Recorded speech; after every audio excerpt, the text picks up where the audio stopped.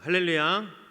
네, 온라인 영상을 통해 수예배로 함께 하시는 우리 모든 광연의 성도님들을 예수님의 이름으로 축복하고 환영합니다. 오늘은 마태복음 14장 22절에서 27절의 본문을 가지고 풍랑 속의 고백이라는 제목으로 함께 하나님의 말씀 나누도록 하겠습니다. 여러분들 설 명절 잘 보내고 계신가요? 네, 어느덧 오늘이 설 명절 마지막 날입니다. 일할 때는 시간이 많이 안 가는데 쉴 때는 참 시간이 빨리 가는 것 같습니다. 오고 가는 길 안전에 유의하시고 또 남은 연휴 시간도 가족들과 함께 행복한 시간 보내시길 바랍니다. 여러분 혹시 그 여행 작가 중에 임택이라는 분을 알고 계신지요? 2017년에 이 마을버스 세계를 가다라는 책을 발매한 여행 작가입니다. 이분은 당나귀와 함께 이 800km가 넘는 이 산티아고 순례길을 가기도 했지만 622일 동안 48개국 147개의 도시를 다니며 세계 여행을 하셨습니다. 배낭여행을 한 것이 아니라 특이하게 이 마을버스를 타고 세계 여행을 하셨습니다. 우리 광진구에도 돌아다니는 그 광진구 01, 광진 01 그 마을버스 같은 그런 초록 색깔 마을버스인데요. 그 마을버스를 타고 세계 여행을 하신 것이죠. 거의 폐차 직전에 놓인 이 마을버스를 구입해서 수리한 후에 세계 여행을 시작하셨습니다. 다른 좋은 교통수단들이 많이 있음에도 불구하고 왜 하필 이 임택이라는 여행 작가가 이 마을버스를 선택해서 세계 여행을 했을까요? 그렇게 마을버스를 선택해서 세계 여행을 한 이유가 있는데요. 그것은 바로 그 마을버스와 자신에게 이 닮은 점이 있었다는 사실입니다. 마을버스가 거의 폐차 직전인 것처럼 자신도 나이가 들어 50대가 되었는데 이제 서서히 한계를 느껴갔다고 합니다. 또한 마을버스가 늘 같은 구간을 이렇게 돌면서 이 쳇바퀴 인생을 산 것처럼 또 직장 생활을 하고 또 가족들을 부양했던 그 자신의 삶이 이 쳇바퀴를 도는 그 마을버스와 같다라는 생각을 한 것이죠. 그렇지만 그는 그 한계를 극복하고 뛰어넘기 위해서 이 폐차 직전인 그 마을버스를 가지고 이 세계 여행을 한 것입니다. 그 외에 여러 가지 여행의 스토리들이 있지만 그 중에 기억 남는 이야기가 있었습니다. 폐차 직전인 마을버스는 늘 같은 구간을 돌기 때문에 그리고 또 시내를 돌기 때문에 시속을 60km 이상 낼 수 없었다고 합니다. 그 차량에도 어차피 보면 속도 제한 장치가 있었기 때문에 60km 이상 돌기는 힘들었지만 그래도 어차피 시내를 돌기 때문에 그 마을버스는 계속해서 60km 이하의 속도를 내면서 운행을 했습니다. 그러다 보니 마을버스는 평생 60km 이상의 속도를 내본 적이 없는 것이죠. 어떻게 보면 마을버스의 한계였습니다. 그렇지만 이분은 이 세계 여행을 다니면서 일단 그 마을버스에 있던 그 속도 제한 장치를 떼고 조금씩 속도를 내면서 이 세계 여행을 했다고 합니다. 그런데 60km 이상씩 속도를 낼 때마다 엔진에서 자꾸 이상한 소리가 났다고 합니다. 엔진에서 소리가 나니까 잘못되면 어떡하지 하는 그런 두려움도 이분에게 있었다고 합니다. 그럼에도 불구하고 계속해서 이분은 60km 이상 속도를 내보려고 했고 나중에는 이 자신을 추월해가는 그 고속버스를 보면서 계속 가속을 했다고 합니다. 60km 이상 속력을 내지 못했던 마을버스가 어느덧 시속 120km까지 속력을 내며 자신을 추월해갔던 그 고속버스를 다시 추월하는 일이 있었다고 합니다. 이 일을 통해 한계라고 느껴졌던 그 자신의 인생 가운데 한계도 도전을 통해 이겨낼 수 있음을 깨닫게 되었고 여행하던 중 행복했던 순간이라고 그 여행 작가분이 고백을 했습니다. 저는 이 이야기를 들으면서 내가 60km만 달릴 수 있다고 생각하는 마을버스는 아닌가라는 그런 생각을 좀 해봤는데요. 나의 한계를 설정해 놓고 그 안에서만 움직이는 모습 말입니다. 어떻게 보면 이것은 우리의 평상시의 생활 외에도 우리의 신앙생활 안에서도 이런 모습이 있을 거라고 생각을 합니다. 사람들은 그 한계를 극복하는 비결이 끊임없이 도전이라고 합니다. 사람들은 노력하면 한계를 넘을 수 있다고 우리에게 말을 하지만 인간이 넘을 수 없는 그 한계도 있습니다. 그것은 바로 인간이 할 수 없는 것들인데요. 어떻게 보면 오늘 말씀에 나오는 이 무리를 걷는 일, 그것이 바로 인간이 할 수 없는 한계입니다. 오늘 본문이 바로 예수님께서 이 무리를 걸으신 이야기인데요. 살아가는 것에 한계를 느끼고 또 두려움을 가진 사람들의 입술에서 어떤 고백이 나오길 원하시는지 오늘 함께 본문을 통해서 살펴보기를 원합니다. 마태복음의 저자 마태는요, 예수님께서 물 위를 걸어가신 사건을 이 오병이어 사건 뒤에 이어서 서술하고 있습니다. 성경 저자들은 이 사건들을 배열함에 있어서 이 시간 순으로 배열하기도 하지만 각자의 의도를 가지고 배열을 하기도 합니다. 그렇다면 이 오병이어 사건 뒤에 이 물 위를 걸으신 예수님의 이야기를 넣은 마태의 의도는 무엇일까요? 오병이어 사건은 예수님의 죽으심과 또 예수님이 생명의 떡이심을 우리에게 말하고 있습니다. 십자가의 죽음을 통해 우리에게 생명을 얻게 하시고자 한 그 예수님의 사역을 대표하죠.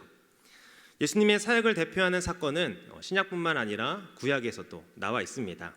출애굽기에 잘 나타나 있는데요. 그 사건이 무엇입니까? 바로 유월절 사건입니다. 어린 양의 죽음을 통해 이 장자가 구원을 얻게 되는 것처럼 유월절은 예수님의 죽음을 의미하죠. 어린 양의 죽음을 통해 구원을 받게 된 이스라엘 백성들은 이 출애굽한 뒤에 무엇을 만납니까? 바로 홍해 바다를 만납니다. 예수님의 죽음을 의미하는 이 유월절을 경험한 뒤에 홍해 바다를 만나는 모습이 예수님의 죽음을 의미하는 그 오병이어 사건 뒤에 이 갈릴리 바다를 건너는 모습과 이 유사한 모습이죠. 홍해 때는 이스라엘 백성들이 다 바다 아래에 마른 땅을 걸었지만 갈릴리 바다에서 풍랑을 만난 오늘 말씀 속에서는 예수님이 물 아래가 아니라 물 위를 걸으셨습니다. 그렇다면 예수님께서 물 위를 걸으신 것은 우리에게 무엇을 말하는 것일까요? 바로 역사를 말하는 것입니다. 무슨 역사입니까? 하나님의 역사, 하나님의 일하심을 우리에게 말하고 있는 것이죠. 생명을 건지시고 살리시는 하나님의 역사 말입니다. 이것을 기억하면서 우리가 함께 본문을 좀 세부적으로 살펴봤으면 좋겠습니다. 22절에 보면 예수님이 제자들에게 어떻게 했다고 말합니까? 우리 22절을 함께 읽겠습니다. 시작. 예수께서 즉시 제자들을 재촉하사 자기가 무리를 보내는 동안에 배를 타고 앞서 건너편으로 가게 하시고. 아멘. 무리들과 함께 있던 예수님은 제자들에게 재촉하셨습니다. 제자들을 재촉해서 배를 타고 빨리 이 건너편으로 가라고 말씀하셨죠. 여기서 재촉하다라는 그 단어는 헬라어로 아난카조라는 단어인데요. 강요하다, 이끌다라는 그런 뜻을 가지고 있습니다. 즉 제자들이 자발적으로 예수님 저희가 이 갈릴리 바다를 건너고 싶습니다 라고 말을 한 것이 아니라 예수님께서 제자들을 강요하고 이끌어서 이 갈릴리 바다로 보내신 거죠. 23절에 보면 이렇게 제자들을 재촉해서 보내신 예수님이 어떻게 했는지 나오는데요. 23절을 보겠습니다. 무리를 보내신 후에 기도하러 따로 산에 올라가시니라. 저물매 거기 혼자 계시더니. 아멘. 예수님은 제자들을 재촉해서 이 갈릴리 바다로 보내시고 본인은 따로 산에 올라가서 기도하셨습니다. 이 모습이 예수님의 어떤 모습을 우리에게 말해주고 있습니까? 바쁜 사역과 그 분주함 가운데에서도 이 하나님과의 관계를 놓지 않으시는 그 예수님의 모습을 우리에게 말하고 있습니다. 하나님과의 관계를 놓지 않으셨던 예수님은 자신의 제자들과도 관계를 놓지 않으셨습니다. 마가복음 3장 14절에 보면 예수님은 12제자를 세우셨습니다. 그리고 그 제자들을 자신과 함께 있게 하시고 또 보내사 전도하게 하셨습니다. 자신이 하나님과의 관계를 놓지 않고 늘 기도했던 것처럼 예수님은 제자들이 자신과의 관계를 놓지 않기를, 자신과 대화하며 교제하기를 원했던 것입니다. 우리의 삶이 분주하다 보면 우리는 무엇에만 신경 쓰게 됩니까? 삶이 분주하게 되면 일에만 신경 쓰게 되고 또 무엇을 먹을까, 또 무엇을 마실까 염려하는 인생을 살게 됩니다. 그런 것들이 중요하지 않다는 것은 아니지만 그것보다 우리가 더 중요하게 여겨야 할 것이 있다는 것입니다. 그것이 무엇입니까? 바로 하나님과의 관계, 그리고 예수님과 나와의 관계입니다. 일에만 몰두하고 또 돈 버는 것에만 신경 쓰고 또 나의 욕심과 욕망을 채우려는 그런 삶에 집중하다 보면 이 주님과의 관계는 뒷전이 되어버리고 내가 필요할 때만 주님을 찾게 되는 것이죠. 그런 우리에게 가장 필요한 것이 무엇입니까? 세상의 그 어떤 것보다 우리에게, 아니 그리스도인에게 필요한 건 바로 하나님에 대해 알고 싶은 열망입니다. 마태복음 6장 33절에서는 이렇게 말합니다. 그런즉 너희는 먼저 그의 나라와 그의 일을 구하라. 그리하면 이 모든 것을 너희에게 더하시리라. 아멘. 모두가 좋아하는 말씀인데요. 여기서 이 더하시리라는 우리가 생각하는 그 개념과는 다른 말씀입니다. 우리는 더한다고 하면 이렇게 플러스 돼서 추가되는 것을 생각하는데요. 여기서 말하는 더하시리라는 주님의 나라와 의를 구하며 살아가는 사람에게 나머지는 자연이 뒤따른다라는 그런 뜻입니다. 그러나 우리는 이 말씀을 마주할 때 무엇에 집중하게 됩니까? 먼저 그의 나라와 그의 일을 구하는 것에 집중하기보다 우리는 이 모든 것을 너에게 더한다라는 그 뒤쪽에 집중을 하게 됩니다. 하나님의 나라와 의를 더 알아가고자 하는 그 열망보다 나에게 필요한 것이 생기는 것, 또 플러스 된다는 것에만 집중하게 되죠. 그리스도의 인생은 하나님을 알지 않으면 인생 가운데 예수 그리스도가 없다면 아무리 많은 것을 가졌다고 해도 아무것도 가진 것이 없는 자인 것입니다. 성도가 세상 가운데에서 두려워하지 않을 수 있는 이유가 무엇입니까? 우리가 주님을 더 알아가려고 하고 또 하나님의 나라와 영광을 위할 때 나머지 것들은 자연스럽게 뒤따르기 때문입니다. 주님이 내 인생을 책임지시고 공급하신다는 믿음이 그리스도인들에게 있기 때문에 우리는 세상에 살면서도 두려워하지 않을 수 있는 것이죠. 이러한 믿음이 저와 우리 광역교회 모든 성도님들의 심령 가운데 가득하기를 예수님의 이름으로 소망합니다. 24절에 보면 제자들이 갈릴리 바다에서 무엇 때문에 고난을 당하는지 말하고 있는데요. 함께 24절을 보겠습니다. 배가 이미 육지에서 술이나 떠나서 바람이 거스름으로 물결로 말미암아 고난을 당하더라. 아멘. 성경은 제자들이 고난 당하는 이유를 바람이 거스르기 때문이다라고 말을 하고 있습니다. 여기서 말하는 바람은 헬라어로 아네모스이라는 단어인데요. 에베소서 4장 14절에도 동일하게 이 단어가 쓰였습니다. 은유적으로 이것을 해석하면 이 교훈의 풍조라는 뜻으로 사용이 되었는데요. 무슨 말입니까? 믿음에 든든히 서지 못한 자는 특별한 이유도 없이 이 온전한 교훈 속에서 속히 떠나게 되어 이 세상의 풍조에 의해 가볍게 불려다니는 것과 같이 된다라는 것입니다. 무엇에 기초를 두지 못한 자는 그 세상의 바람 앞에 이리저리 흔들린다라는 그런 말인 것이죠. 즉 바람은 세상의 풍조요, 또 세상의 문화라고도 할 수가 있습니다. 이 바람이 제자들에게 어떻게 했습니까? 거스른다라고 했습니다. 거스른다라는 단어는 이 적대적이다라는 뜻을 가지고 있는데요. 그렇다면 제자들이 처한 상황이 어떤 상황입니까? 교회 가운데 또 예수 그리스도를 믿는 그 그리스도인들에게 세상의 풍조들이 이 적대적으로 다가가고 있다라는 것이죠. 나중에 이 초대교회 리더들이 되고 또 성도들이 될 이 제자들은 오늘날의 교회라고도 하고 또 우리 그리스도인의 대표라고도 할 수가 있습니다. 요즘 세상 가운데 이 교회를 거스르는 일들, 또 성경적인 가치관을 훼손하는 일들이 무엇이 있습니까? 바로 차별금지법과 또 동성애 등 교묘하게 성경적인 가치관을 훼손하면서 신앙생활 하는데 어렵게 하고 또 혼잡하게 만들고 있는 것이 너무나도 많이 있습니다. 제가 이런 것을 생각하다 보니까 예전에 기사를 보면서 한 그 내용이 떠올랐는데요. 그것은 현재 유럽에는 이 남자 화장실과 또 여자 화장실 그리고 한 가지의 화장실이 더 있다고 하는 그런 기사였습니다. 어떤 화장실이냐면 바로 성중립 화장실입니다. 이 자신의 성 정체성이 모호한 사람들을 위한 화장실인 것이죠. 인간의 인권을 주장하면서 이 성경적인 가치관과 다른 세상의 문화들이 바람이 같이 불고 있다라는 것을 느낄 수 있는 그런 기사였습니다. 그렇다면 세상의 풍조와 바람이 우리를 혼잡하게 할 때 우리가 붙잡아야 할 것이 무엇일까요? 혼탁한 시대 속에서 우리가 굳건히 붙잡아야 되고 뿌리를 두어야 할 것은 바로 선명한 하나님의 말씀인 줄 믿습니다. 왜냐하면 그 말씀을 통해 우리는 무엇이 진짜인지 분별할 수 있고 또 성령 하나님께서 무엇이 진짜인지 깨닫게 해줄 것이기 때문입니다. 현재 여러분의 삶 속에 몰아치는 그 세상의 풍조와 또 바람은 무엇입니까?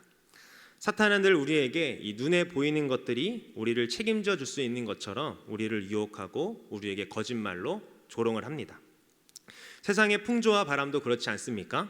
사람들 눈에 보이는 것들을 통해서 우리의 시선이 하나님께로 향하지 못하도록 하고 있습니다. 무조건 최고가 되면 되고 이 과정은 중요하지 않다고 말하거나 너만 잘 되면 된다고 주장하며 다른 사람들은 신경 쓰지 말라고 세상은 말합니다. 또 경쟁에서 도태되지 않기 위해서는 너는 계속해서 발버둥 쳐야 한다고 말합니다. 또 남을 위해 살기보다는 나만 아니면 돼를 외치며 개인주의로 살아가라고 세상은 그렇게 우리에게 말을 하죠. 세상의 풍조와 내 삶의 바람 가운데 우리가 휩쓸리는 그 인생이 아니라 이것을 기회로 삼고 더욱더 하나님의 말씀과 복음으로 무장하여 우리의 기초와 뿌리를 하나님의 말씀에 두는 저와 우리 광역교회 모든 성도님들 되시기를 예수님의 이름으로 축복합니다. 이어서 25절에 보면 이 제자들에게 어떤 일이 벌어집니까? 우리 함께 25절을 보겠습니다. 밤 사경에 예수께서 바다 위로 걸어서 이 제자들에게 오시니. 아멘. 힘들게 풍랑과 싸우던 제자들에게 이 놀라운 일이 벌어집니다. 바로 밤 사경에 예수님께서 이 바다 위로 걸어오신 것이죠. 성경에서 나타나는 이 밤 사경은 오늘날 시간으로 말하면 새벽 3시에서 6시 사이쯤 됩니다. 이때가 언제입니까? 가장 어두운 때이며 새벽을 맞이하기 바로 직전인 시간이죠. 그렇다면 제자들은 도대체 몇 시간 동안 이 갈릴리 바다에서 이 고난을 받고 있었던 것일까요? 아마 날이 저물면서 배를 타고 떠났으니 못해도 9시간 이상은 이 갈릴리 바다 한가운데에서 바람과 사투를 벌인 것입니다. 목숨을 구하기 위하여 긴 시간 노를 저으며 사투를 벌이고 있었던 것이죠. 그렇게 바람이 불어 풍랑과 사투를 벌이고 있던 그 제자들에게 예수님께서 밤 사경에 바다 위로 걸어서 오신 것입니다. 체력적으로도 지치고 또 풍랑으로 인해 정신이 없는 그 틈에 예수님께서 바다 위로 걸어오시니 제자들은 그 예수님을 보고 유령이라고 생각했습니다. 생각해 보시기 바랍니다. 누가 이 바람이 거센 풍랑 속을 헤치고 또 배를 끌고 올 것이며 더군다나 배를 타고 오는 것이 아니라 바다 위를 걸어온다니, 만약 제가 그 자리에 있었어도 아마 사람이 아니라고 생각했을 것입니다. 그런데 제자들이 예수님을 유령이라고 생각한 이유가 또 있습니다. 그것은 당시 유대인의 문화를 이해하면 쉽게 생각할 수 있는데요. 당시 유대인들은 이 악한 것들이 바다에서 나온다고 생각을 했습니다. 그래서 바다를 악한 영들의 집합소처럼 여겼죠. 그래서 제자들은 예수님을 유령이라고 생각했던 것입니다. 그렇게 제자들에게 다가오신 예수님은 이 풍랑 속에서 제자들에게 말씀하시고 또 고백하십니다. 안심하라, 나니 두려워하지 말라. 예수님의 말씀 속에서 이 나니라고 해석된 에고에이미는 이 성경 속에 여러 곳에서 등장을 합니다. 어디서 많이 들어보시지 않으셨습니까? 에고에이미라는 표현은 이 구약의 족장 시대에 하나님께서 자신이 택한 그 족장들에게 자신이 하나님인 것을 밝히시며 확신을 줄 때 사용하셨던 그 단어입니다. 아브라함과 이삭과 야곱, 그런 족장들에게 내가 너의 하나님이다, 너의 삶을 내가 책임져 준다라는 이런 확신을 줄 때 사용했던 그 단어인 것이죠. 또한 떨기나무에서 80세 노인이 되어 내가 어떻게 살아가야 될지 모르는 그 모세에게 나타나서 나는 스스로 있는 자이다 라고 말했던 그 사건의 에고에이미가 여기 들어가 있습니다. 그러니까 예수님은 너희들의 배 앞에 걸어온 나는 너희들이 생각하는 그 악한 영이 아니라 바로 예수다, 하나님이다 라고 알려주고 있는 것이죠. 28절에 보면 그 예수님의 말을 듣고 베드로가 뭐라고 말합니까? 우리 28절 보겠습니다. 베드로가 대답하여 이르되 주여 만일 주님이시거든 나를 명하사 물 위로 오라 하소서 하니. 아멘. 인간 최초로 물 위를 걷게 된 베드로 이야기는 오늘 본문인 이 병행 본문인 마가복음과 요한복음에는 나오지 않고요. 오직 이 마태복음에만 베드로가 물 위를 걷는 이야기가 나타납니다. 베드로가 말했습니다. 주님이시라면 저를 명하사 이 물 위로 걸어오게 해주세요 라고 말한 겁니다. 베드로의 이 고백에는 이런 의미가 담겨 있습니다. 제가 기적을 행하시는 그 주님의 능력에 참여하도록 말씀해 주십시오 라는 것이죠. 예수님에게만 자신을 그렇게 할 수 있는 능력이 있다는 것을 믿습니다 라는 고백이 이 베드로의 고백 가운데 들어가 있는 것입니다. 그러자 예수님은 베드로에게 이 물 위로 걸어라고 말씀하셨습니다.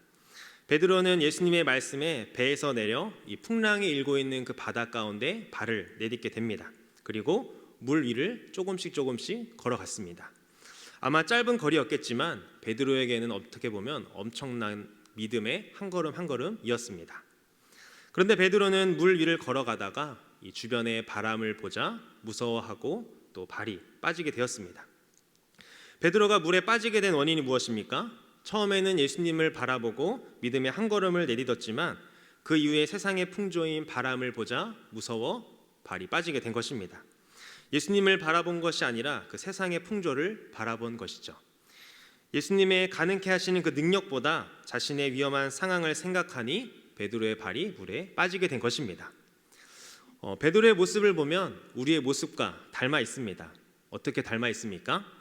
처음에는 믿음으로 결단하고 우리가 믿음의 한 걸음 한 걸음 잘 시작을 하지만 이 세상의 풍조와 또 문화들의 우리의 시선을 빼앗겨 믿음이 흔들리고 또 두려움이 생기는 것 말입니다.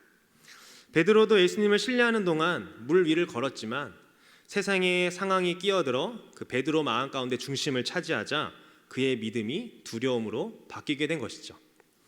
세상을 보고 또 나를 바라보니 나는 뒤처진 것 같고 또 부족한 것 같고 내가 지금 현재 이러고 있으면 안 될 것 같다는 생각이 드는 것입니다. 자꾸 바람을 보고 세상을 보니 우리 안에는 한계만 그어지는 것이고 두려움만 가득해지는 것이죠. 믿음을 잃고 두려움으로 물에 빠져가던 그때 베드로가 고백을 합니다. 어떻게 고백합니까? 우리 30절을 보겠습니다. 바람을 보고 무서워 빠져가는지라 소리질러 이르되 주여 나를 구원하소서 하니. 아멘. 물에 서서히 빠져가는 베드로는 다급히 외칩니다. 주여 나를 구원하소서. 그러자 예수님은 즉시 손을 내밀어서 베드로를 잡아 일으키셨고 또 믿음이 작은 자여 왜 의심하느냐라고 말씀을 하시면서 꺼내주셨습니다. 그리고 다시 베드로와 함께 배에 오르시죠. 여러분, 그렇다면 베드로는 물 위를 몇 번 걸은 것일까요? 가면서 살짝 걷다가 빠지고 다시 예수님의 손을 잡고 배로 돌아가는 것까지 포함하면 베드로는 무려 2번이나 물 위를 걸었습니다. 물 위를 2번이나 걸은 유일한 사람이 된 것이죠. 예수님이 베드로와 함께 오르자 성경은 바람이 그쳤다라고 우리에게 말하고 있습니다. 바람이 그치는 모습을 보고 제자들이 이렇게 고백합니다. 진실로 하나님의 아들이로소이다. 마태복음에서 하나님의 아들이라는 그 호칭이 사용되는 것이 처음 사용되어지는 것이 바로 우리가 오늘 보고 있는 이 본문입니다. 자연 세계와 그 세상을 다스리시는 하나님의 아들이 바로 예수님이다라는 사실을 성경은 이 사건을 통해서 우리에게 말하고 있는 것입니다. 그렇다면 우리에게 궁금증이 하나 생기는데요. 왜 마태만 여기에 이 베드로가 물 위를 걸은 이야기를 기록했을까 하는 그런 질문입니다. 마가와 요한과는 다르게 마태는 이 동일한 사건을 언급하면서도 베드로의 고백에 초점을 두었습니다. 베드로가 뭐라고 고백했습니까? 주여 나를 구원하소서. 마태는 이 베드로의 고백을 통해서 하나님의 긍휼을 구하는 태도가 이 성경을 읽는 사람들에게, 유대인들에게 있기를 원했습니다. 베드로의 신앙 고백은 어떤 의미가 있을까요? 이런 의미가 있습니다. 자신을 벗겨내는 신앙, 또 자신을 죽이는 신앙의 의미가 이 베드로의 고백 가운데 있는 것입니다.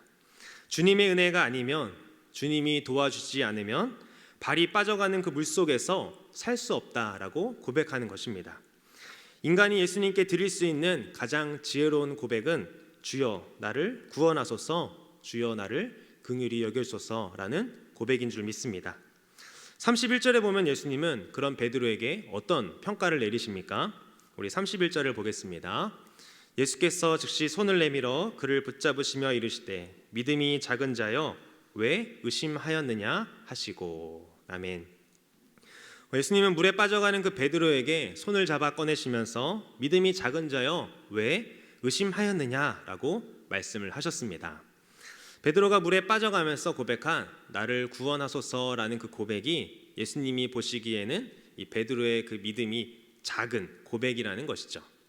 그렇지만 예수님은 그 작은 믿음의 고백일지라도 베드로의 절실한 고백을 들으시고 응답해 주셔서 베드로에게 구원의 은혜를 경험하는 은혜를 허락해 주셨습니다. 저는 여러분의 삶 가운데에도 이런 고백들이 많아지기를 바랍니다. 어떤 고백입니까? 내가 보잘것없어 보이고 주님 앞에 자격이 없는 것과 같은 그런 작은 믿음을 소유한 자인 거라고 생각이 들지라도 주여 나를 구원하여 주시옵소서, 주여 나를 긍휼히 여겨 주시옵소서, 주님의 은혜 아니면, 주님이 도와주시지 않으면 내가 이 풍조 가운데, 세상의 바람 가운데 살아갈 수 없습니다 라고 하는 고백 말입니다. 세상을 보고 또 바람을 보고 풍랑을 보면서 두려워할 때 점점 내 발이 물에 빠져가는 것처럼 느껴질 때 주여 나를 구원하여 주시옵소서, 주여 나를 긍휼히 여겨 주시옵소서 라고 고백하며 예수님께 나아가는 저와 우리 광연의 모든 성도들 되시기를 예수님의 이름으로 축복합니다. 말씀을 맺도록 하겠습니다. 제자들은 갈릴리 바다 한가운데에서 이 풍랑을 만나 두려워하고 있었습니다. 그 이 모습은 세상의 풍조 가운데 있는 교회의 모습, 어찌 보면 나의 모습일 것입니다.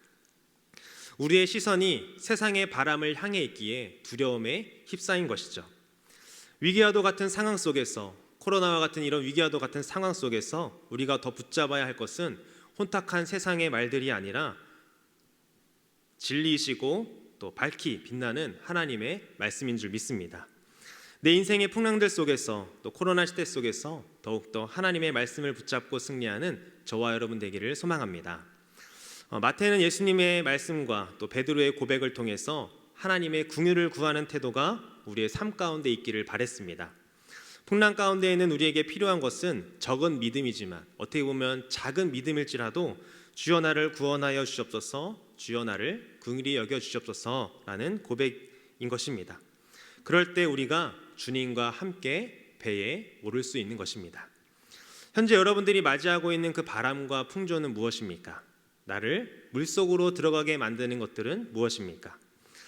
제가 요즘 고민하는 것은 이런 요즘 같은 코로나 시기에 우리가 두려워하지 않고 또 이것은 안 된다며 한계를 정하지 않고 어떻게 하면 믿음을 지키며 자라가는 신앙이 될 수 있을까 하는 고민입니다. 세상은 우리에게 말합니다. 1등 아니면 아무도 기억해 주지 않는다.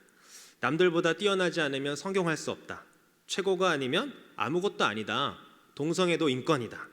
종교는 마음 편하려고 갖는 거 아니냐. 그냥 잘 먹고 잘 살면 된다. 그래서 세상 사람들은 자신이 생각한 것에 만족하지 못할 때 불안해하거나 두려움을 가지고 살아갑니다. 제가 작년에 죽은 자의 집 청소라는 그 책을 읽게 되었는데요. 특수 청소를 직업으로 삼고 이 죽은 자들의 공간을 청소해주는 사람의 이야기였습니다.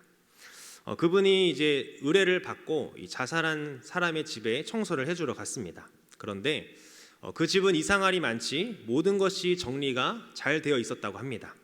빨래들도 잘 개어져서 서랍장에 있고 어디 하나 옷들이 나뒹구는 것 없었고요. 분리수거도 잘 되어 있었고 꺼진 등도 없이 모든 등이 잘 켜져 있었으며 청소도 깨끗하게 잘 되어 있었다고 합니다.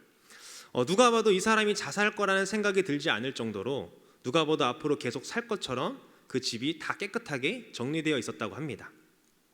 바로 누가 이렇게 한 겁니까? 거기서 자살한 사람이 그렇게 한 것입니다. 그런 모습을 보면서 이분은 그런 모습들 가운데, 청소된 모습 가운데 깨끗하게 개어져서 빨래가 서랍장에 들어가 있는 모습을 보면서 이분이 자살은 했지만 그래도 살고 싶다는 메시지가 그 물건들 가운데 있지 않았을까라는 그런 생각을 했다고 합니다. 이 글을 읽으면서 이 죽음을 두려워하는 그 인간에게 가장 필요한 것이 세상의 풍조인 명예와 돈과 지식 그리고 남들이 부러워할 만한 그 어떤 것이 아니라 바로 복음임을 다시 한번 생각해 보게 되었습니다. 인간에게 필요한 것은 세상의 풍조가 아니라 바로 복음이신 예수 그리스도인 것이죠. 모든 인간은 살아가는 모습은 다르지만 결과는 같습니다. 바로 때가 되면 죽게 된다는 것이죠. 그러기에 인간에게 가장 필요한 것은 영원한 생명이요 바로 구원인 줄 믿습니다. 살아가는 것에 한계를 느끼고 또 세상 풍조를 보면서 두려움을 느끼는 사람에게 그리고 내 발이 물에 빠져가는 것처럼 느껴지는 그 사람에게 필요한 것은 오늘 마태가 기록한 이 베드로의 고백인 줄 믿습니다. 주님, 제가 자꾸 주님을 바라보지 못하고 세상의 풍조를 바라봅니다. 그것들을 바라보면서 저는 자꾸 한계를 느끼고 두려움을 느낍니다.